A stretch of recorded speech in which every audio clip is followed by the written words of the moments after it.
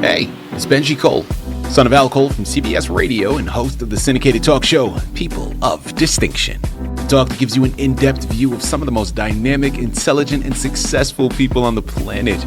People of Distinction is internationally syndicated solely due to the love and support that you all continue to give. We're available across all major distributors, and as long as you keep following, we're going to continue to put out the content. Now sit back and strap in, because on the line with us today, we have Colonel David O. Scheiding. Now we're going to be discussing his book, Wings of Faith, a Vietnam veteran's journey through war, survival, and God's calling. It's Amazon, it's Barnes & Noble, but to gather everything that he has in store, check out his personal website. That's davidOscheidingauthor.com. There you're going to gather more information on him, on this book, the other books that he's written, as well as hyperlinks set up to take you to the purchasing pages for all of them. Again, a one-stop shop. That's davidOscheidingauthor.com.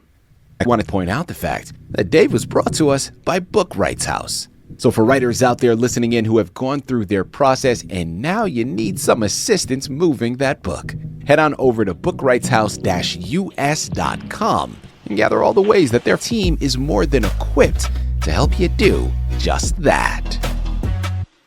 And people, it is an absolute pleasure to have Dave here on the line. For those of you paying attention, you recognize the name and you're like, well, Benji, I believe you talked to this man in the past, and if you guessed it, you'd be right. David was with us before. We discussed another one of his books. His book, Wings of Faith. It's going to take you into the cockpit of a plane and show you a firsthand experience of war.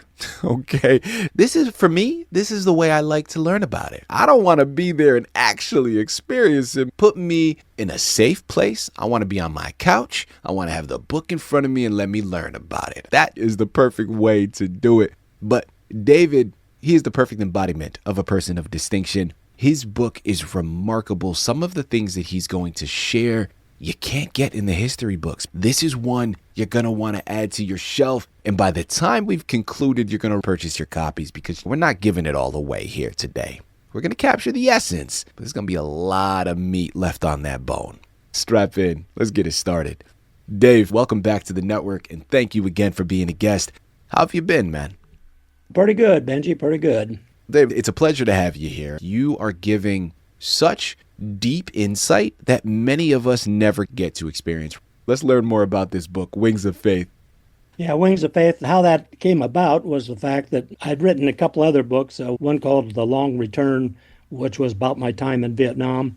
And then later on, I wrote another book called Don't Fly Today. And that was more about my second half of my career. My agent, literary agent, he says, you need a memoir, Dave. He says, can you put them together to make it flow together and work out? And I said, yeah, I can do that. I sat down and wrote Wings of Faith, and we talked about the war, survival, and then God's calling. And God's calling was when I wrote the book, Don't Fly Today. So that's how I wound up with Wings of Faith. When you were culminating the book, it's easy to say, well, this is a memoir, it's about my life, and I just want to tell people. But did you have a particular reader in mind? And if so, what were you hoping your reader was going to take? I wrote the Long Return book because of the way we Vietnam veterans were treated when we came home.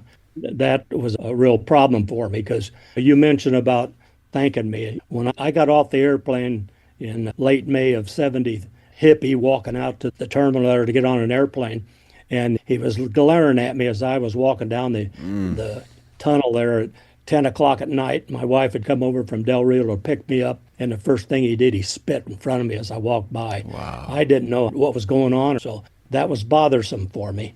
I put that away, didn't think too much about it. And then the Air Force was sending me up to the University of Denver to get a master's degree in engineering. And, of course, that's very liberal up there. Mm-hmm. I was watching Walter Cronkite complain about the Vietnam War, watched John Kerry throw his medals over the White House fence. And then when I saw Jane Fonda sitting on a 23 millimeter that had one that I looked at that just like the time I got shot at with that when I was over in Cambodia. And I'm thinking, she's sitting on a doggone gun that opened up on me. Wow. So I just shut down, and I didn't talk to anybody for a long, long time. And then my wife finally, in 2009, says, hey, it'd be nice if you could leave something for your son, a book about your experiences in Vietnam. That's when I sat down and wrote it. After that, in 2009, was the first person to thank me for my service. You did that.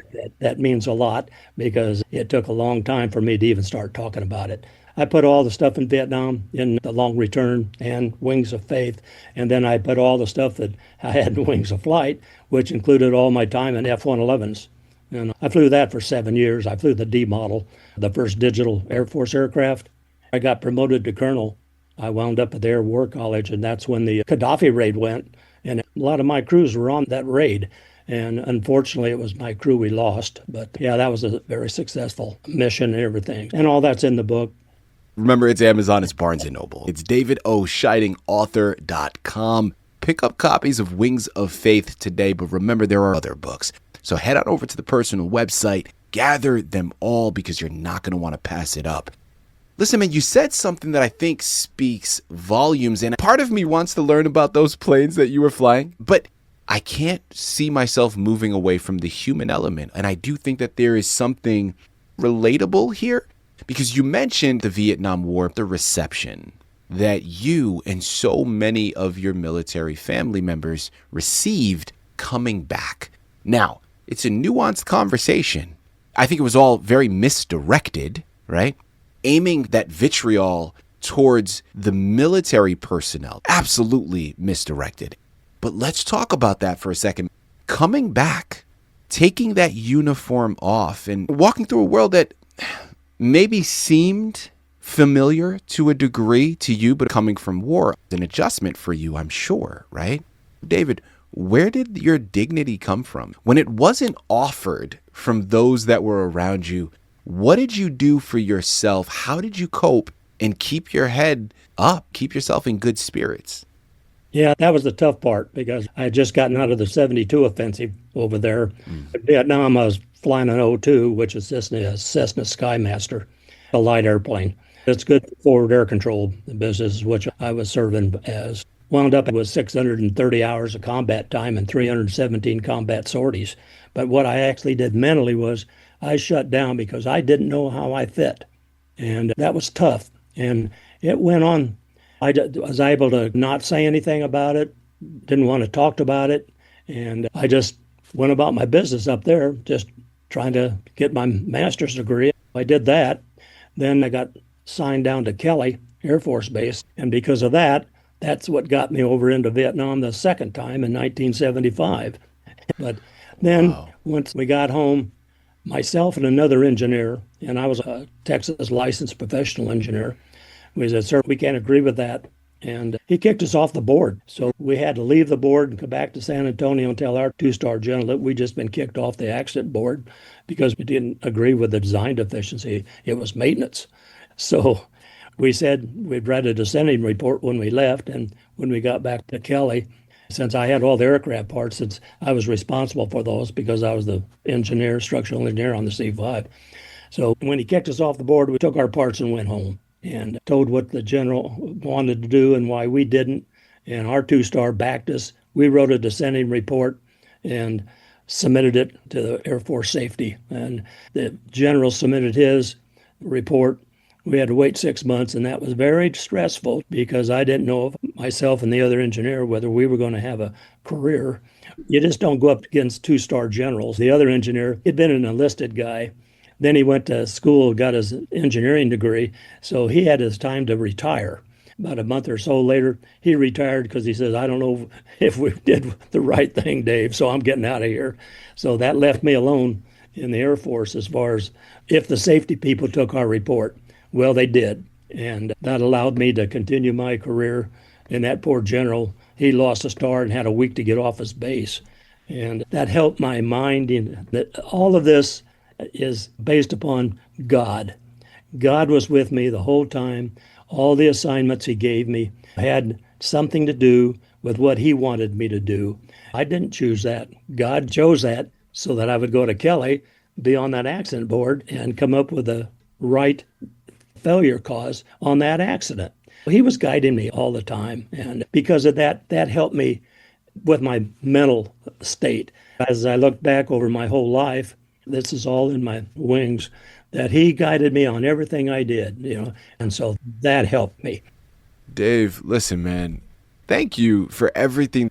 What strikes me most, like when you first look up this book and you start to do the research, yeah, this is a book about war, right? This is a book about fighting. It's a soldier's story. But then as you start to read, you realize that it's not. That's a part of it. But man, this is a love story. This is a faith story. This is a masterclass in resilience that meets you exactly where you are. Man, we've barely scratched the surface and there's still so much left to be uncovered. Amazon and Barnes & Noble. But I'm going to plug that website again. Remember, it's davidoscheidingauthor.com. Pick up Wings of Faith, but pick up his other books as well, because there's wisdom here to be found. Grab your copy, share it with someone who needs a dose of hope, and join us next time for the next story. This one's going to sit with you for a little bit. So head on over and purchase your copies today. Dave, this has been a pleasure, man. The last time we had you on the network, it was a fantastic conversation. This one followed through in the exact same way. Keep up the fantastic work. And once again, thank you for being a guest on People of Distinction. Thank you, Benji. I enjoyed it. Appreciate it.